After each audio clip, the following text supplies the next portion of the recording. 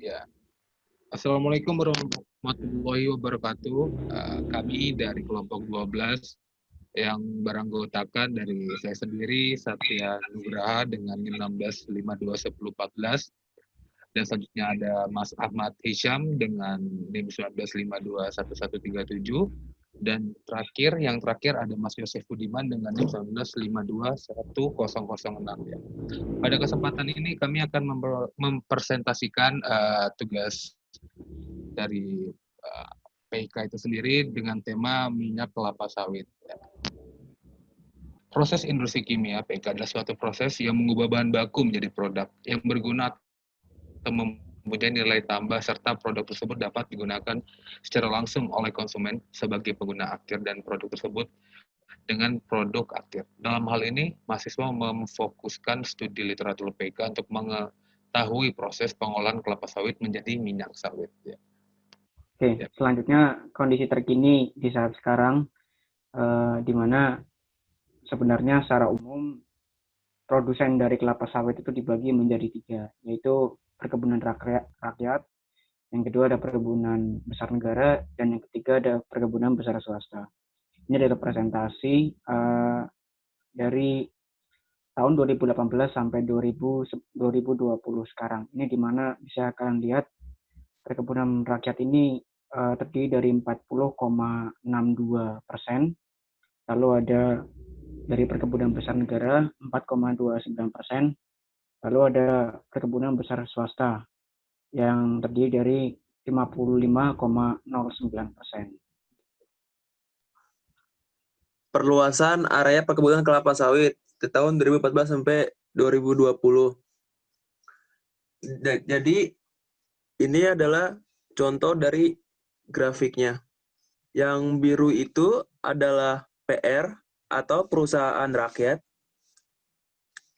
Yang warna oranye yaitu perusahaan besar negara, dan yang warna abu-abu itu adalah perusahaan besar swasta. Ya, bisa dilihat dari latar belakangnya sendiri, di Indonesia sendiri pada era industri yang terbarukan, yaitu 4.0, kebutuhan minyak sawit ini terus bertambah dan bertambah. Sehingga sektor kelapa sawit ini harus jauh lebih diperhatikan oleh pemerintah untuk perkembangannya, dan juga dari konsumen sendiri harus cermat dalam memilih minyak sawitnya. Yang sudah dijelaskan oleh Mas Icam tadi, terdapat 3 sektor, yaitu ada ada rakyat, negeri, dan swasta. Ketertarikan mengkaji metode produksi, proses pengolahan proyeksi, kapasitas keamanan, dan serta manfaatnya akan dijelaskan setelah ini. Ya. Oke, kita masuk ke metode Guming ya. Jadi secara umum metode yang digunakan itu terdiri dari dua tahap, yaitu tahap pemurnian dan tahap fraksinasi. Dari masing-masing tahap itu dia memiliki masing-masing proses. Ya. Jadi yang pertama kita masuk ke dalam proses pemurnian dulu atau refining. Jadi ada 5 tahap.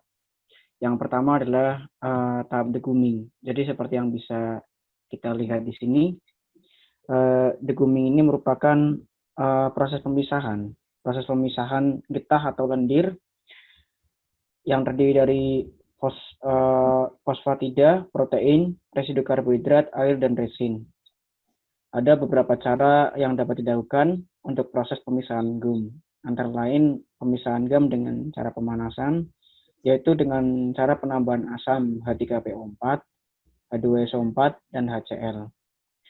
Pemisahan gum dengan NaOH dapat dilakukan juga dengan cara dehidrasi, dan pemisahan gum dengan reaksi khusus seperti asam fosfat, NaCl, dan Na3. Yang kedua ada diasifikasi. Sorry, ini bukan pemisahan gum ya, melainkan ini adalah penetralan. Diasifikasi ada proses kedua, penetralan, yaitu di mana netralisasi itu merupakan suatu proses yang digunakan untuk memisahkan asam lemak bebas dari minyak atau lemak. Caranya bagaimana? Caranya dengan mereaksikan antara asam lemak bebas dengan basa, atau juga dapat dilakukan dengan reaksi lainnya.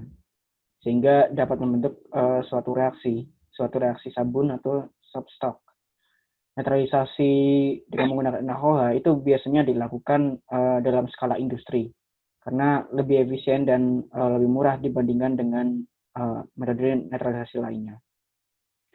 Sesuai kita lihat di sini ya, di sini ada reaksi substock, di mana RCOH reaksi dengan NaOH dia akan membentuk suatu gugus yang memiliki gugus fungsi CONA, dan dia juga menghasilkan produk samping berupa air gitu. Dan kondisi reaksi tersebut itu berlangsung secara optimum pada tekanan atmosfer suhu 70 derajat Celcius. Tekanan atmosfer ini sekitar 25 mHg. Reaksinya merupakan reaksi kesetimbangan. Dia akan bergeser ke kanan. Di situ juga ada soda kaustik yang biasanya di reaksinya akan berlebihan sekitar 55% dari kebutuhan stoikiometri. Dan sabun yang terbentuk juga dapat dipisahkan dengan cara pengendapan di proses fraksinasi nanti. Lalu ada yang ketiga, bleaching. Bleaching ini merupakan proses pemucatan. Ya. Jadi minyak yang telah melalui dua proses tadi, melalui proses deguming sama netralisasi, kita masuk ke bleaching. Bleaching ini tujuannya untuk memperbaiki tampilan warna minyak dalam rangka memenuhi kebutuhan konsumen. Lalu tujuan utamanya apa sih dari bleaching itu adalah menghilangkan dari warna minyak. Bleaching ini juga berfungsi untuk mengurangi komponen residu. Komponen residu seperti aroma yang kurang baik, aroma yang kurang sedap, senyawa sulfur, serta logam-logam berat lainnya. Secara umum juga terdapat dua metode umum yang digunakan dalam proses pemucatan. Itu bisa menggunakan metode absorpsi atau pemucatan alami. Namun metode yang sering digunakan adalah absorpsi dengan menggunakan absorben. Dan kalau kita menggunakan metode kimia, itu dinilai tidak efisien dilakukan karena metode ini akan menimbulkan efek kerugian pada pemucatan akibat proses oksidasi pigmen dalam minyak. Nantinya kalau terjadi proses oksidasi akan menghasilkan warna oranye. Lalu yang keempat ada deodorisasi. Ini merupakan proses termasuk dalam pemurnian minyak. Tujuan utamanya adalah untuk menghilangkan bau dan rasa yang kurang disukai gitu. Jadi tahap lanjut dari proses bleaching. Biasanya dilakukan dengan destilasi pada suhu 150 sampai 250 derajat Celcius. Destilasi bekerja didasarkan atas perbedaan volatilitas atau kemudian untuk menguap antara minyak dengan residu yang tidak diinginkan. Minyak tersebut akan dimurnikan dan dipanaskan dengan uap. Hal ini dilakukan agar bau tak sedap itu dengan mudah menguap terlebih dahulu, yang selanjutnya akan dikondensasi atau didinginkan, diturunkan suhunya. Ini bisa kita lihat ya. Jadi 4 tahap utama dalam proses pemurnian. Ada proses deguming, deasifikasi atau penetralan, decolorization atau bleaching, lalu ada deodorisasi. Ini biasanya dilakukan pada skala industri, tabungnya berbeda-beda ya, punya masing-masing yang menyambung. Ini bisa kita lihat di sini diagram alirnya, ada 4 proses utama ya di situ. Yang tadi sudah ada di sini, ini dalam bentuk diagram alirnya seperti ini. Jadi metode yang kelima adalah fraksinasi. Selain mengalami proses pemurnian, minyak akan mengalami proses fraksinasi terlebih dahulu. Dalam proses fraksinasi, olein akan dipisahkan dari stearin. Proses ini terdiri atas tahap kristalisasi fraksi yang menjadi padat pada temperatur tertentu dengan output pemisahan kedua fraksi antara olein dan juga stearin. Dalam proses ini, stearin berubah menjadi kristal padatan, sedangkan olein tetap pada fase cair. Ditinjau melalui medianya, proses fraksionasi dibagi menjadi 2 bagian, yaitu fraksionasi kering dan basah. Proses fraksionasi kering didasarkan pada pendinginan minyak dengan kondisi yang terkendali, tanpa penambahan bahan kimia apapun. Minyak dipanaskan hingga mencapai suhu 70 derajat Celcius untuk diperoleh cairan homogen. Kemudian didinginkan dengan air pendingin hingga temperatur 20 derajat Celcius. Dalam proses ini, suhu selalu dipertahankan hingga proses tersebut dianggap selesai. Lalu, ini adalah contoh diagram dari alir proses dalam unit fraksinasi. Selanjutnya yaitu proyeksi kapasitas pabrik tahun 2025. Supply. Yang pertama itu besarnya impor. Pada tahun 2014, di situ di tabel adalah 0. Lalu, tahun 2015 naik menuju 7.500. Dari tahun 2015 sampai 16 mengalami penurunan, sehingga besarnya impor turun menjadi 2.500 ton. Dari tahun 2016 menuju tahun 2017 juga mengalami penurunan sedikit menjadi 2.200 ton. Dari tahun 2017 hingga 2018, ternyata besarnya impor semakin turun menjadi sekitar 900 ton. Apabila diproyeksikan, besarnya impor mencapai minus 865 ton.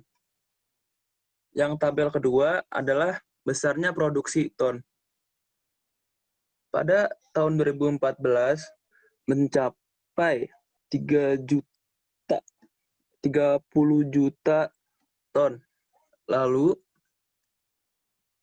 tahun 2015 mengalami kenaikan hingga menjadi 32 juta ton.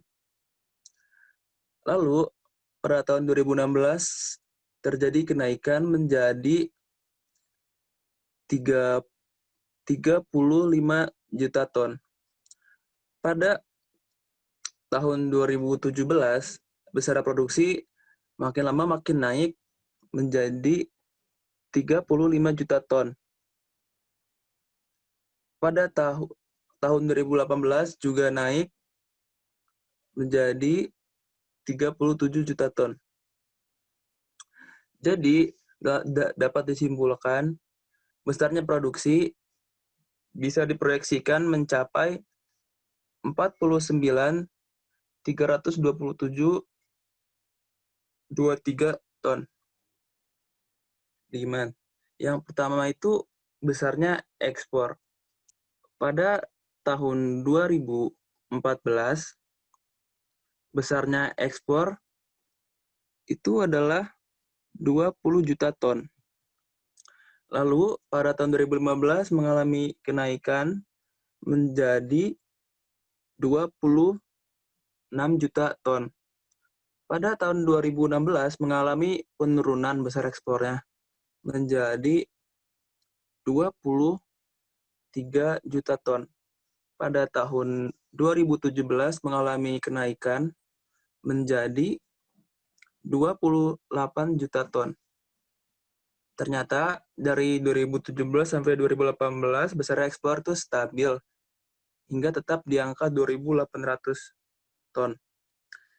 Jadi, ekspor dapat diproyeksikan mencapai 35.284,943 juta ton. Yang kedua itu adalah besarnya konsumsi. Pada tahun 2014, besarnya konsumsi adalah 27 juta ton. Pada tahun 2015, naik besar konsumsi menjadi 28.500 ton. 28.500 juta ton. Pada tahun 2016, ternyata juga naik menjadi 29.500 juta ton. Pada tahun 2017, ternyata selalu naik ya besarnya konsumsi ini, tetap menjadi 30.500 ton. 2018 juga menjadi naik besar konsumsinya menjadi 31.900 juta ton. Apabila diproyeksikan bisa mencapai 3.969.504 ton. Proyeksi kapasitas pabrik tahun 2025. Jadi, peluang kapasitas sama dengan demand dikurangin supply dalam satuan ton. Peluang kapasitas demand itu jadi dibagi. Jadi untuk demand itu, cara mencari demand yaitu proyeksi ekspor ditambah proyeksi konsumsi. Dan cara mencari supply yaitu proyeksi impor ditambah proyeksi produksi. Nah, demand sudah diketahui dari yang tadi 35.284.943 ditambah 3.969.504 dikurangin 865 ditambah 49.327.23 ton. Jadi peluang kapasitasnya adalah 10.711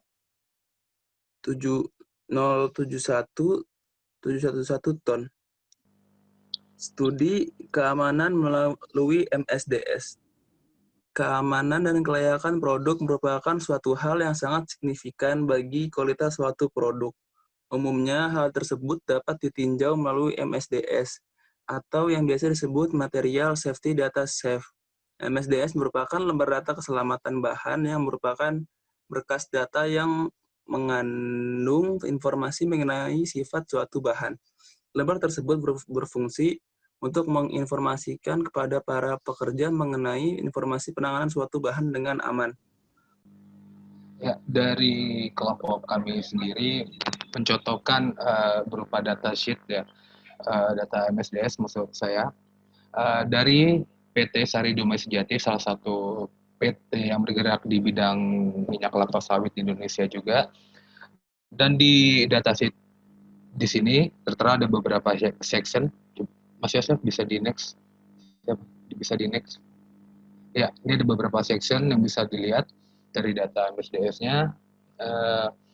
Untuk dari segi kesehatan hazardnya sendiri dan ketentuannya, di sini ada beberapa subjek, tapi yang lebih kritikal itu ada di 2 subjek teratas. Yang pertama ada eye contact dan juga skin contact, itu dari section 3. Nah, dan di mana untuk dari segi kesehatan mata tersebut, jika bekerja di lapangan minyak kelapa sawit ini tanpa menggunakan APD lengkap, yaitu mungkin untuk mata ya, mungkin bisa menggunakan kacamata dan lain-lain.